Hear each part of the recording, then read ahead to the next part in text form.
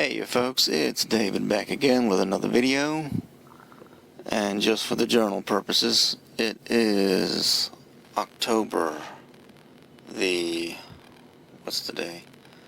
It's 12:29 a.m. so it's the 18th of October, Saturday morning, and I'm parked at the Pilot in Duncan, South Carolina. Yes, this will be a review from the road. I'm in the semi-truck tonight. Got to pick up at 1 p.m. tomorrow at a place about 45 miles away. But anyway, now that my bases are covered, what I'll be talking about tonight, or this morning rather, is a movie that I had become a little bit curious about from 2002. I know it's been out for a while. Now the sequel, The Black Phone 2, is just now being released into theaters. I'm not sure if I'm going to catch it or not. Maybe I will, maybe I won't. Of course, I'll do a review if I do see it. But yeah, this movie, I remember seeing that billboard and thinking, man, what a creepy looking mask that is. What's that about? It's got to be a horror movie. And yeah, that's what this is. And it stars Ethan Hawke as the Grabber. Now, I had a thought a little while ago, months and months ago, that I know Ethan Hawke has been in several horror movies. I haven't seen him, but I know there's one called Sinister and something else. And again, I haven't seen him, but it's my understanding, unless I'm wrong, and spoiler alert, again, I actually haven't seen the movies, but it's like he dies at the end of these movies, and I'm thinking, is that how he's keeping his career out there? He keeps being in these new horror movies. Pretty cool. But now he's the Grabber, and I just looked up the budget for this film just because I was curious. I'm like, how well did this do? I mean, it's getting a sequel. It's got a sequel. It's like $18 million, and it did $161 million at the box office way back when. So that's part of the reason why we're getting this sequel. But let's get into the movie a little bit. Again, I saw this just because I was kind of curious about it from people who I trust their reviews. I remember it was Michael King, the Choice Voice, who said that this movie ended on like a hopeful note. And having watched it last night, in the truck here, my phone blazing in my face, like trying to simulate a movie theater in here with my headset on. My headset that I used to drive, because you can't drive a truck and have your cell phone in your hand. You got to have a hands-free device, and so I used the same headset to watch that movie last night. Okay, let's get into this. This was directed by Scott Derrickson. Now, it's only in recent times that I've gotten into actually looking at to see what people have done in the past. Okay, he did the 2008, The Day the Earth Stood Still. I didn't hate that movie, but I didn't know what it was going in, and for what it was, I guess he did a good job there. Doctor Strange 2016, that's the first one. That's the one I actually liked. I didn't care to watch any of the other junk because I could see what Marvel was doing to these characters, and it was sorry. The Gorge, I don't think I'm going to bother with that one. But he did Sinister in 2012. That's the Ethan Hawke thing. So yeah, this is that's what they meant when I read last night. This is his third film. Black Phone 2 will be his third film with this director. So there you go. Alright, now let's get into the movie. I saw this young actor, Mason Thames, in a movie that I stupidly, well, it's not stupidly that I watched it. I enjoyed the film, Monster Summer with Mel Gibson, but I stupidly erased my review footage of it. I deleted it like an idiot, so I'm going to go back and watch that movie and basically try and recapture all the thoughts and talk about new stuff, hopefully after watching it a second time, that I deleted off of my StreamYards like an idiot. So yeah, that's the first time I saw him. So now, he was in this one even before that. and he does a lot more intense stuff in this than he did in the, I guess Monster Summer was PG-13, because that was such a you know what, the more I think about it now, I think maybe Monster Summer was trying to kind of imitate this movie a little bit, because it wasn't some hard R horror movie, because this was a rated R horror movie here. But I remember one thing I liked about Monster Summer was them going back into a retro, not all the way back in the 70s like Black Phone did, but it was like the mid 90s. And I remember part of the stuff I liked was how there was an aura of innocence over these kids, much more than you get in modern movies made today. And that's one of the things I think Mel Gibson and company were trying to achieve with that movie, and they did. And I really like Monster Summer. Anyway, back to the Black Phone. So that's where the first time I saw Mason Thames comes in, at least if memory serves me correctly. But now he's basically a man now. He's all grown up almost, and these looks like in that trailer I saw for Black Phone 2, and I haven't seen the movie yet, but I'm like, man, he's shot up. Guess that's what happens when you don't see a movie for a couple of years, and then boom, you see it, and you see the kid again in the next movie, and he's all grown up. So anyways, that's him. He plays Finney. His sister is Gwen, played by Madeline McGraw. Robin, his friend who was almost like an enforcer. He protected him from bullies. They were a really good friend. Miguel Mora plays Robin. And the only other person that I think that I recognize is somebody who it didn't dawn on me who it was until almost the end of the movie, Black Phone.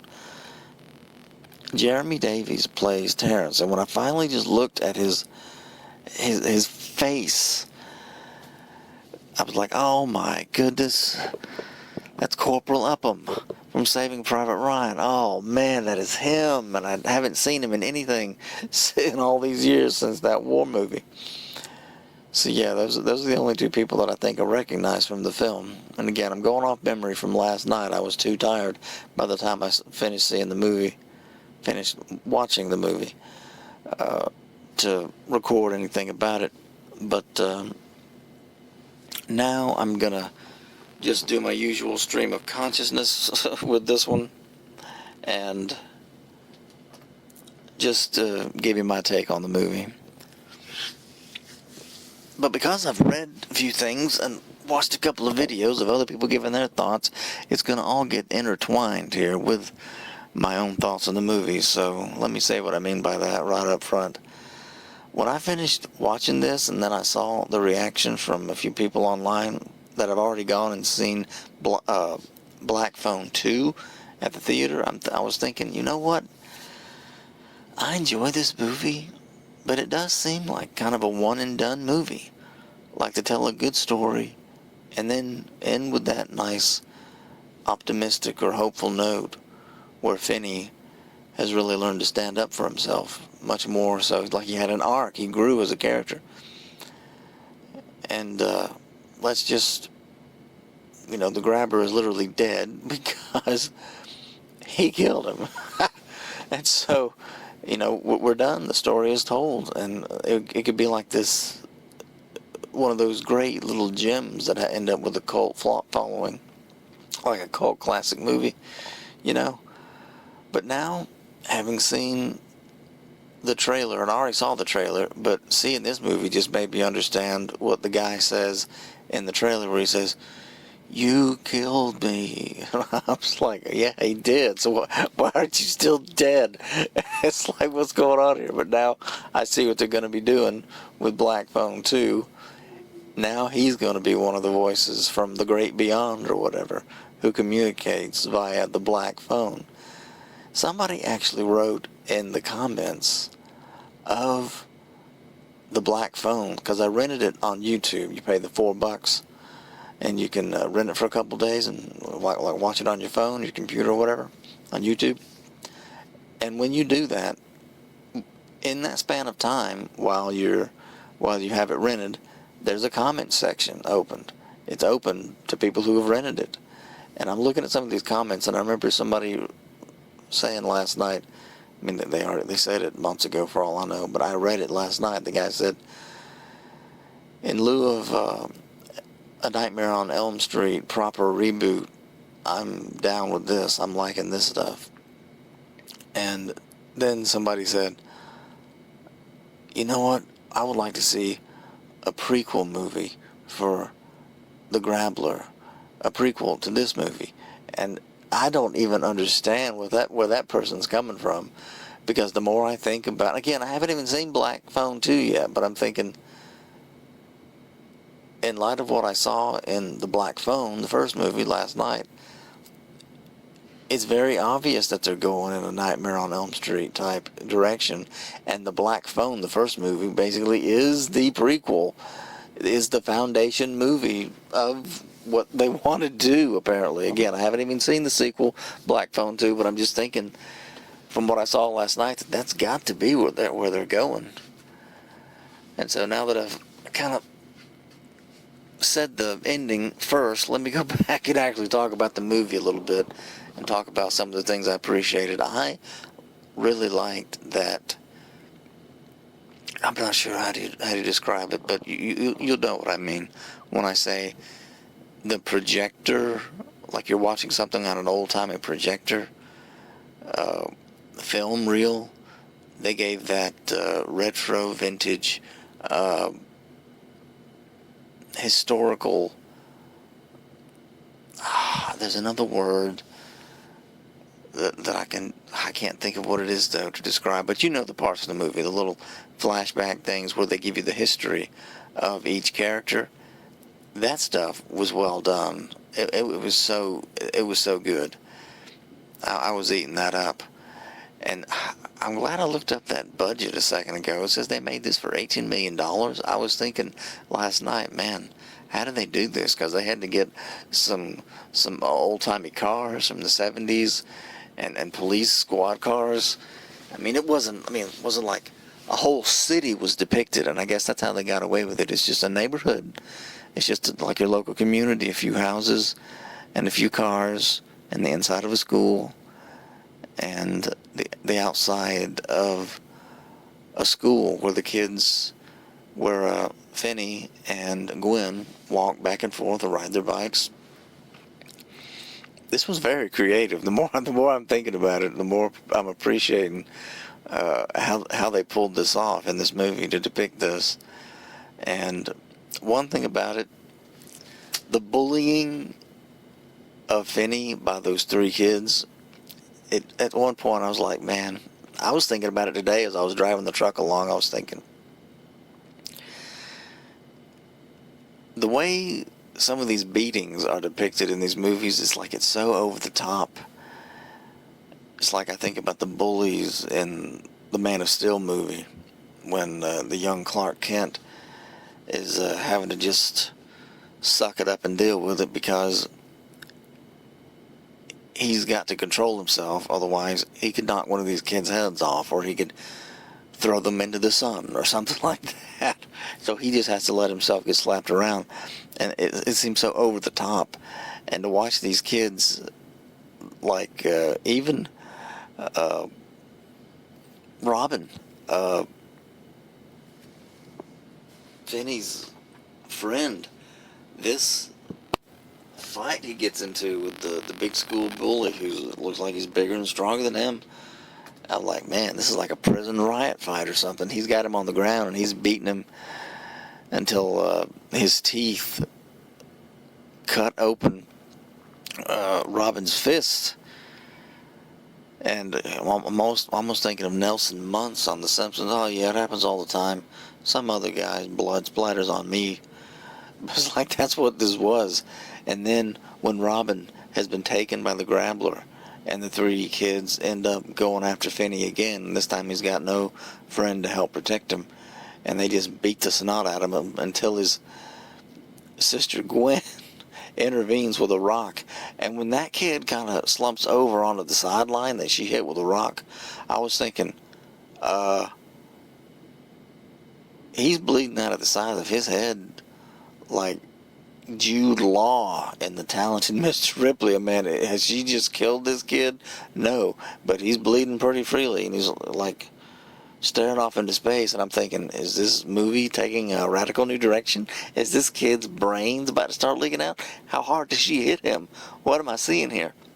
But no, the sequence just went on with the remaining two bullies having slapped her around so that she has to slink over against the fence. They just continue to kick Finney around, and I'm thinking to myself, this is nuts.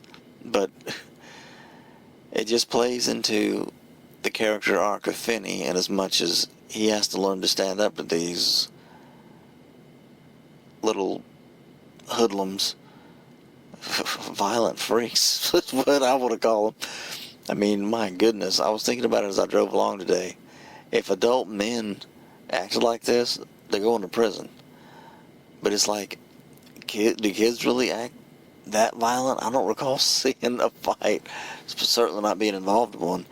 Maybe somebody in the comments is like, maybe you saw a fight, especially in public school or something, but was it that brutal? I mean, my goodness. Robin got on top of that bully and was just hammering him. It's the movies, I know. It's Hollywood. And the story's trying to build up the fact that this kid, he's under the gun. Finney is a persecuted, bullied kid. And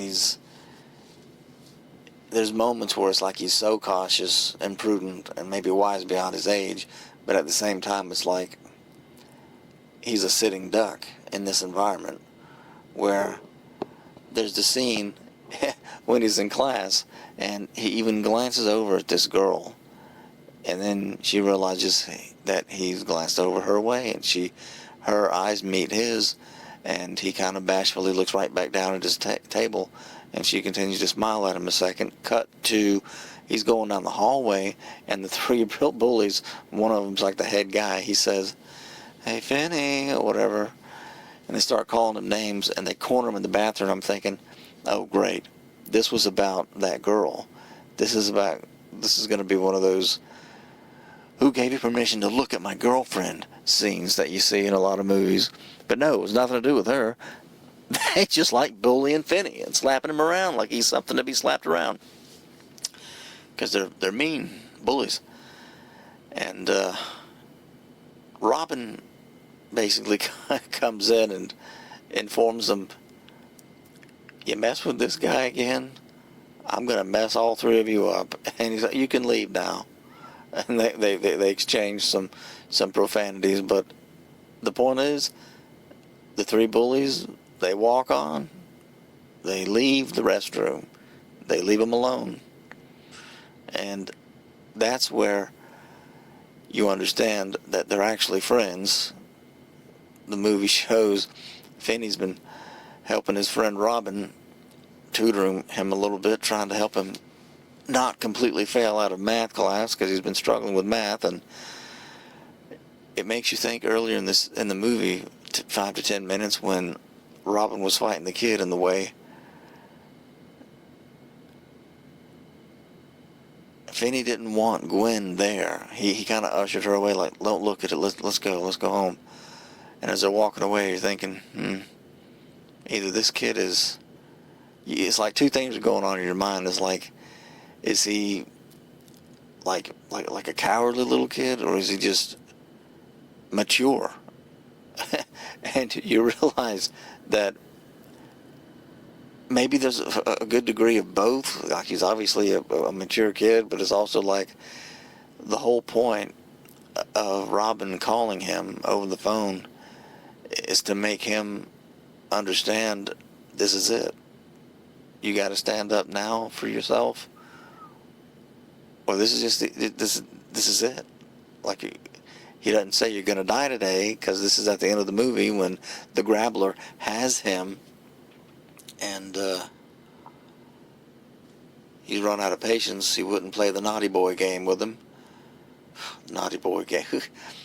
This what a movie this is. This I'm wishing I had seen this on the big screen in the theater, because I would have definitely have enjoyed it at least twice as much. I mean, I did my best here in the truck last night to enjoy it, but at the same time, it's just not the same as being in the theater. Because, just a side note from this will be more of the journal, David's David Views Movie Journals. Yeah, another side note for this: where I was yesterday, I had kind of a lousy day of truck driving. Not as bad as the previous day, where I almost got stuck under a low clearance bridge in Chicago. I kid you not. But it was still kind of a lousy day, and I had trouble getting parked. So I was just kind of spent and thinking, you know what, I'm going to go ahead and watch the movie tonight, because I was thinking about watching Black Phone 2 this weekend. And so I need to go ahead and see the first one, since I haven't seen it yet. Now I have seen it. And I'm on this diet where I'm trying to just eat meat. And even a Diet Coke or Diet Pepsi, the acid in it and the fake sugar, it didn't mix well with something I ate yesterday. And while I'm trying to watch Black Phone in my truck here last night, I had to get up and go to the restroom in the Love's Travel stop where I was parked twice, like 30 minutes apart. I'm like, man, I gotta go again. It was bad. But yeah, at least I could pause it, unlike the movie theater where I just had to have missed 5 minutes, and I hate that. I hate having to get up in a movie theater to miss anything. I'm like, can we pause this, please? Projection guy, are you up there? Can you pause it, please, so I can not miss anything? No, that's not possible. Okay, so back to the movie. I really like that vintage look, and that's all I can think to call it. That with the like the projector reel, it adds a creepiness to it, particularly in a horror movie where you get to the end scene where Gwen, who can see these, she's basically a psychic, and that's where the paranormal or the supernatural, or maybe both, are coming into play here, where she finally sees these images coming into her mind of the exact number on the house. And you see the Grabbler with the Grabbler mask standing in the front yard. The new revamped Freddy Krueger, as it looks like he's going to become, only without the hand claws. And one thing about Gwen, she was such a neat little character and a very capable little actress. The one thing I hated, though, about the movie, and I did hate it, was she prays to Jesus in a very direct manner and all this. But then later, when she's addressing him again in a prayer, it's so profane. I'm just thinking, man, y'all shouldn't have said this way in this movie.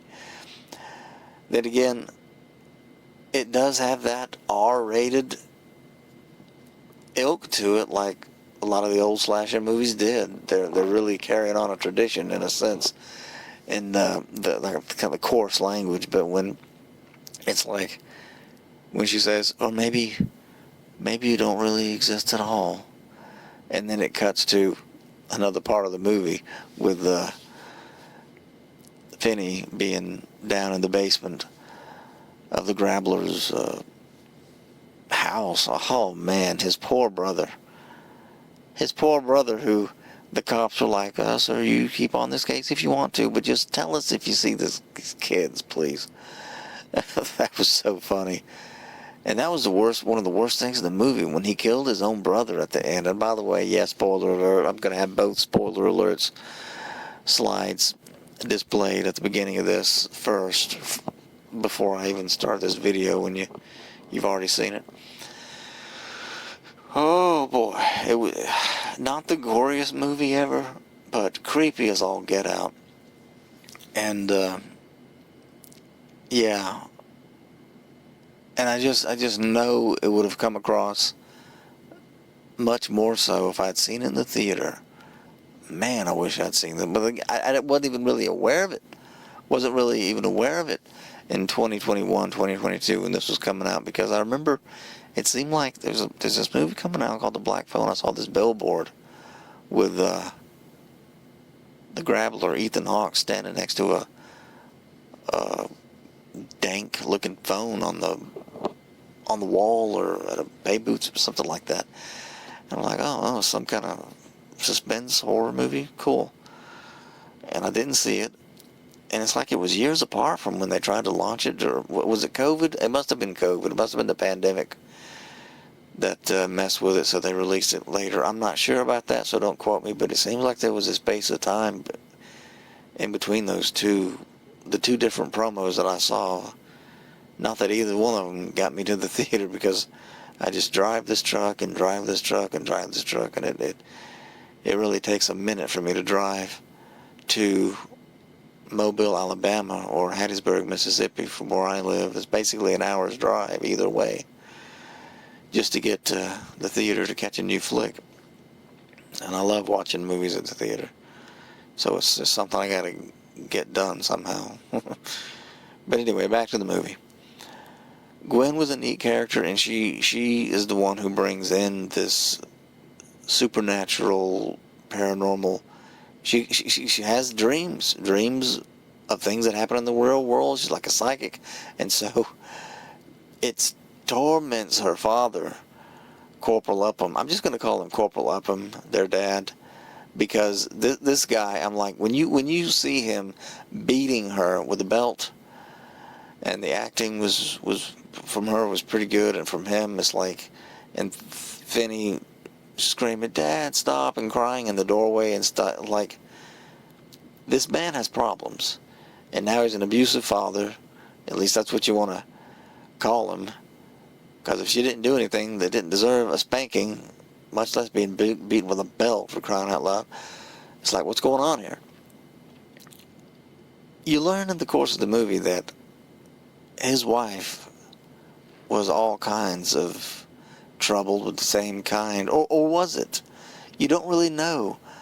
You just know he's tormented, and he's afraid it's passed off into his daughter, that she's going to be troubled and destroyed of the same kind of things that took his wife away from him early, and there's been all kind of suffering in the family, and you can at least see that, and you kind of sympathize with the guy. But at the same time, if he's a drunk and he's hitting his kids, you can't sympathize with that, and you're like, man, this is a bad guy. This is a bad guy. And I know somebody I listened to was kind of down on the fact that even though at the end of the movie Finney has learned to really stand up for himself and fight back, that he doesn't confront his father about anything. But I saw the movie last night, and I'm thinking to myself, what is there to confront? At the end of the movie, the guy realizes his daughter's dreams are real, his kids were in danger, and even though he did drive his daughter around, when she finally came around, and another emotional scene trying to explain to him, what if it helps us find Finney? And that's the one thing that, after all this family drama and this suffering, you can see in this guy's eyes, Corporal Upham, how, yeah, I'm going to keep calling him that, Corporal Upham, that it's like he drinks, even though that's not an excuse. The reason is he's trying to drown out something for real, related to his wife and related to an anxiety he has, a fear of what his daughter might be going through, what she might become from what her mother had. Or did she have an actual psychic ability? I don't know. And so I guess that's part of what's going to be carried on in the Black Phone too, how there's just something in this family that, particularly with Gwen, because I heard somebody say the second movie focuses on her even more so than Finney. That again, I don't know that because I haven't seen the movie yet, but it's like you can see this guy, their dad, he's just a mess. He doesn't want to hear anything about it. And like in the any of her dreams or anything, it's like in the beginning when it didn't dawn on me right away, just because I guess I'm just kind of slow with it. When he says to Finney, "Can you chew or can you slurp that soup any louder?" I think the people down the people in China or whatever, whatever he said, smart aleck. So I don't know if they can hear you well enough there.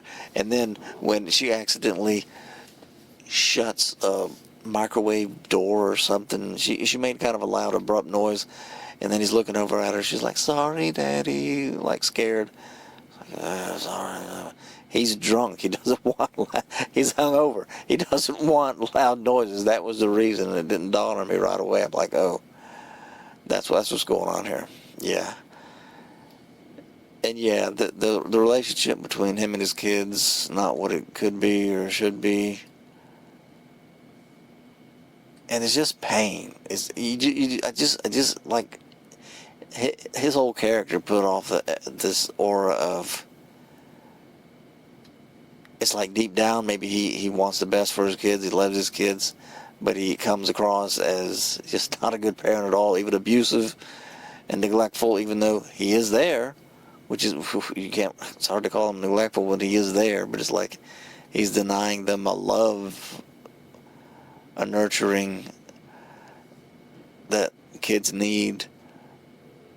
But you're trying to figure out where's the wife at? Where's the mother? She's dead.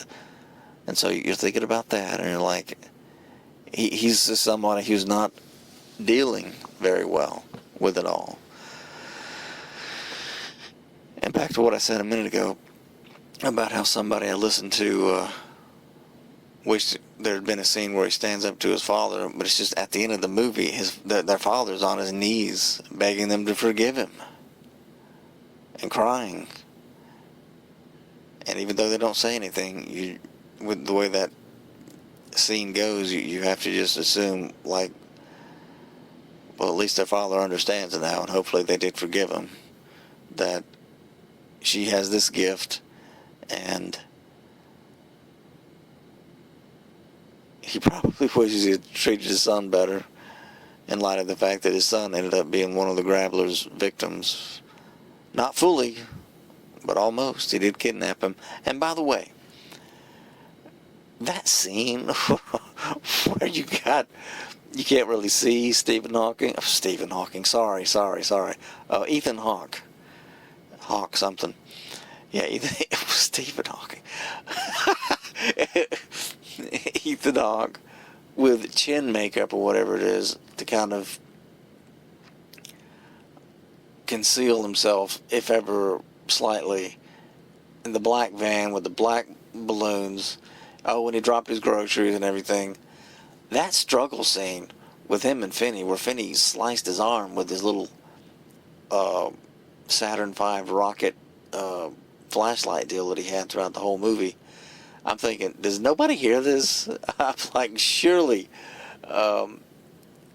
somebody would be like, hey man, there's a guy grabbing a kid. And he's yelling, screaming. There was an actual scuffle because things didn't go the Grabbler's way that time. You would think somebody would have heard that. Like, this is broad daylight, dude. All these other times where they show the flashback of him grabbing somebody, like that creepy scene where he literally pulls up the van in front of Robin, and then it kind of fades away as he starts walking toward Robin. And it's like Robin's like unafraid. He's just walking up to this creepy looking guy, and he doesn't show him grabbing him, but he must have grabbed him because he's the Grabbler.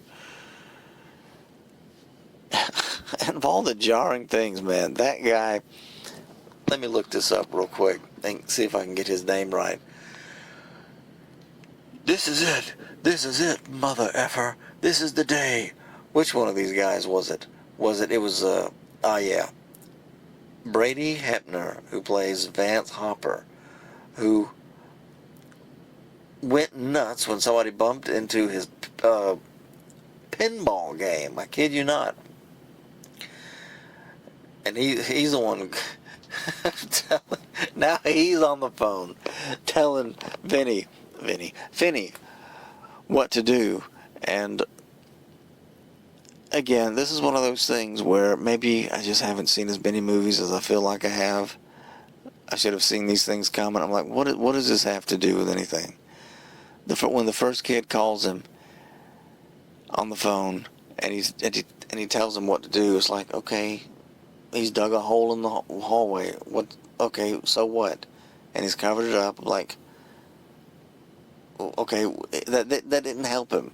Oh, and there's a cable underneath the door, and there's a combination lock that I drew on the wall.